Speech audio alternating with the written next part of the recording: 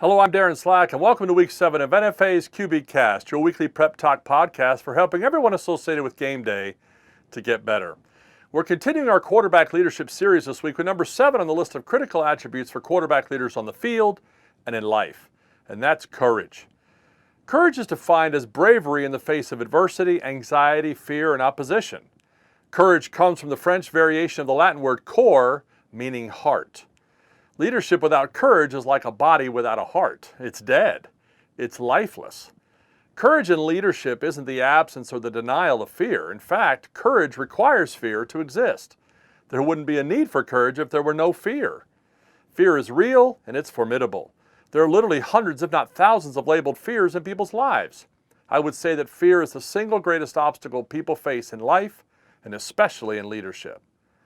Leaders in life experience all kinds of fears. Fear of lost approval, fear of rejection, fear of failure, fear of differing opinions, fear of lost reputation, fear of not being appreciated, fear of angering others, fear of looking foolish. The list is endless. And of course, there are other fears on top of this for quarterbacks. Football's not a contact sport, it's a collision sport. It's the most challenging for them because they're the only player on the field required to receive collisions while they're trying to throw the ball. The temptation to fear those collisions by the defensive players, along with all the others, adds up to a single word: pressure. Phenomenal pressure.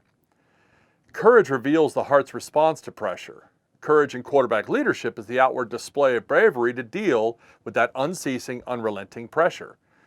To deny fear is present is to deny courage is needed, so we're not suggesting to walk around denying your fear. Rather, we want to embrace it. Like last week's reference to the Navy SEALs embracing the suck, we need to embrace fear for what it is: the chance to demonstrate our courage. In leadership, fear presents a unique opportunity to show courage, and through that courage, impact many lives. Well, how do we do that, Coach? You heard me say before that character isn't transferable from one person to another when you observe it. Well, courage is. It's probably the most highly transferable trait on the entire list of quarterback leadership traits. The courage of leaders emboldens followers. I've heard it said before that you can't coach heart. That may be true, but courage can be transferred to others. It's highly contagious. Unfortunately, fear is equally contagious. So it's important for quarterbacks and leaders to never allow their fear to find a place in their words or their actions. Fear may be in a leader's thoughts and feelings, but courage is the discipline to change the conversation that people hear coming out of your mouth. Courage changes the atmosphere around it through enthusiastically engaging the fight, not giving in when the pressure's there to give up. Courage is the sum total of all the leadership traits on this list. Winston Churchill once said that courage is the first of human qualities because it's the quality that guarantees all the others. If courage is present in a leader, we can be sure the other leadership traits are engaged and growing. Now here's a few thoughts on courage and how it applies to leadership and quarterbacks. Courage is only credible with action. Words are weak and meaningless in the face of pressure. Quarterbacks must execute when the team is down on the scoreboard. They must extend the play when the pocket breaks down, make plays out of nothing, stay calm when opponents are smack-talking, and deliver passes under the blitz. These are all actions that demonstrate courage. Courage is most effective when denying our own desires to serve others. Chuck Swindoll once said, "Courage is not limited to the field of battle.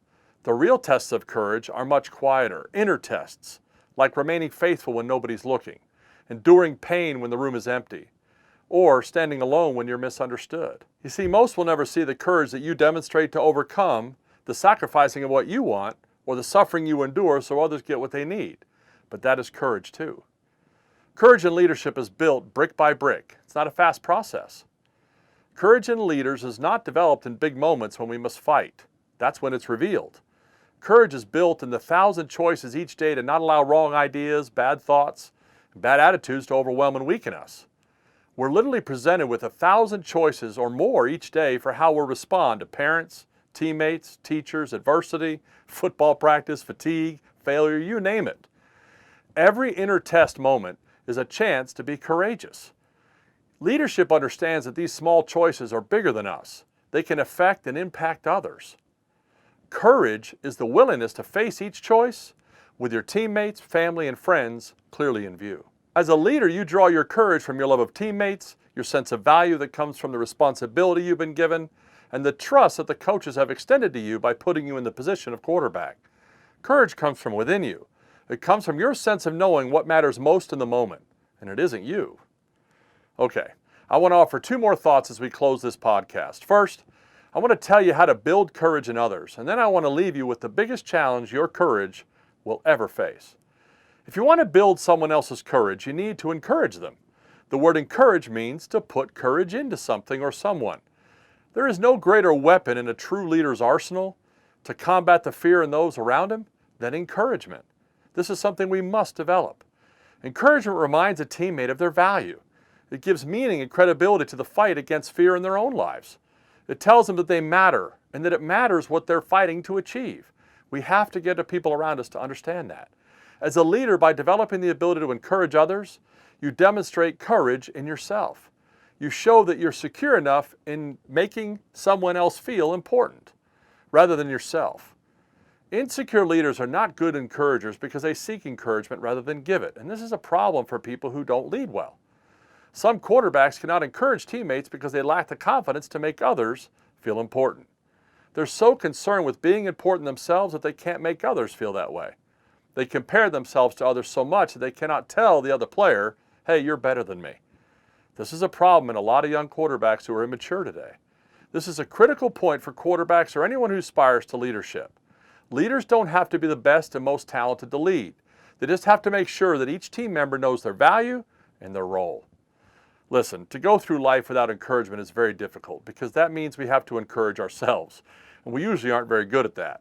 We're also very hard on ourselves. We must learn to encourage ourselves verbally, not in some arrogant comparison way by saying, hey, you're better than others, but rather we need to acknowledge good choices, validate selfless moments, and internally applaud sacrifices that we make. This doesn't mean thinking too highly of yourself, but acknowledging something that we did well to offset all the times we get so upset when we don't do things well.